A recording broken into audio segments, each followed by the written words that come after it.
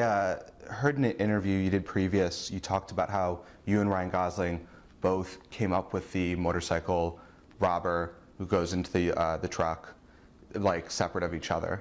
And obviously now you've worked with him in 2 films.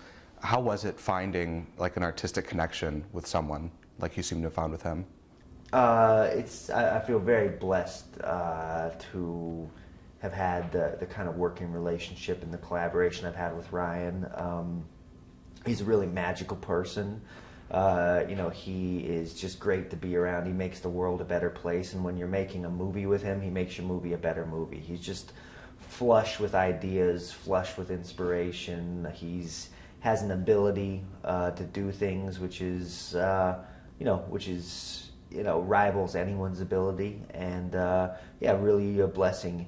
And I also feel is equally blessed to work with, every actor that I work with I have a deep collaboration with, whether it was Michelle on Blue Valentine, or whether it's Ava on this movie, or Bradley, or you can go on down the line all the way to any of the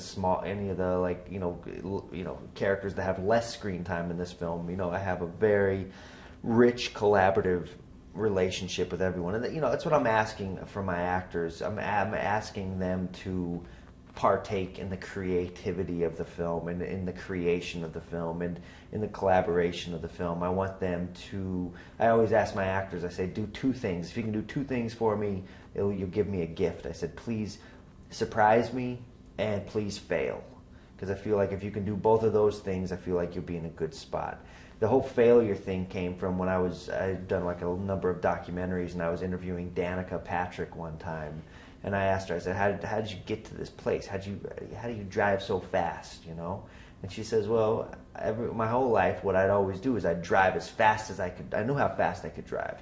I'd drive as fast as I could drive, and then I'd drive a little bit faster, to the point where I would risk crashing, risk failure, and sometimes I would crash.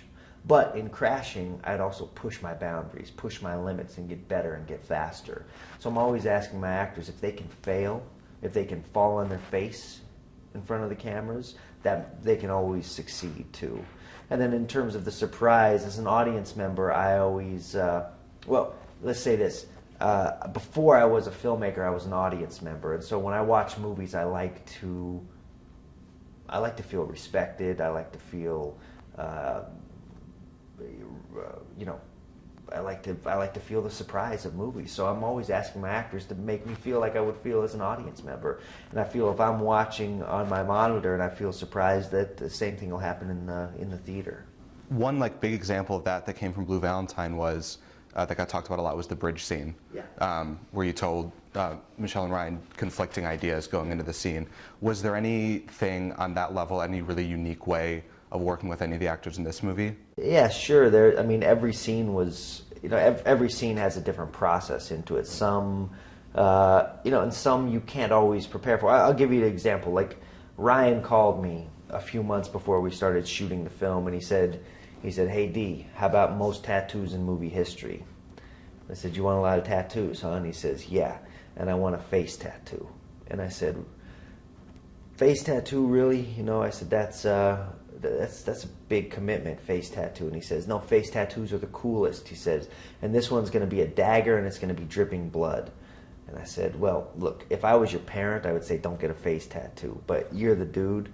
You want to get a face tattoo for the movie? Fine, do whatever you need." He says, "Yeah, it's going to be cool." I said, "Okay, fine."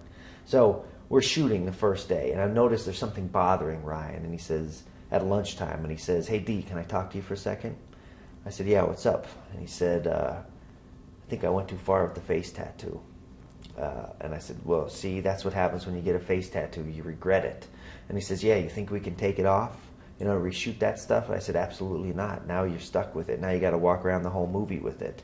So what it did is it took this thing that thought was maybe going to be a cool thing and turned it into something that was his shame. That equaled shame for him. And all of a sudden we had these scenes in the film where he went into the scene shaken, you know what I mean? Not prepared, and more like this guy Luke would feel, like unworthy to be the father to this kid, but still trying his best to be there. So all of a sudden there's this scene that happens in the baptism, and I had all 500 of Schenectady's town folk there. They're all wearing their Sunday finest. Ava Mendez is up, wearing a beautiful dress. She's, with Kofi, played by Mahershala Hajbaz Ali, and he looks great. And they got this little baby, and the baby's name, by the way, is Anthony Pizza Jr., which means that his father's name is Tony Pizza. And there, it's this beautiful moment. And Ryan walks into the church, and I have my camera set far away. And he walks in. I don't tell him where to go. I just tell him to find a seat. And he walks in, and he's literally a marked man. You know what I mean? He can't fit in anywhere. There's no place for him to go. So where does he go? He walks to the corner of the church and sits down. Sits down, take our cameras, move in for a close-up, right? We're shooting him.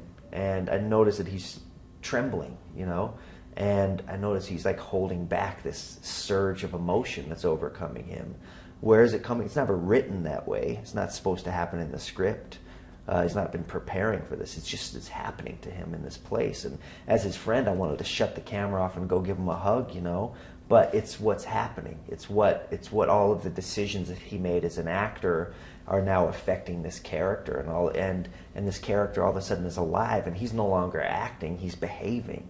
And so and so I had to let it run. And to me, that's one of my favorite moments in the movie because it's so, unexpected, and and it's the process of making a movie has a reverberation. And so when I make films, I go in like a discoverer. You know what I mean? I'm trying to find things. I'm trying to find that you could never write.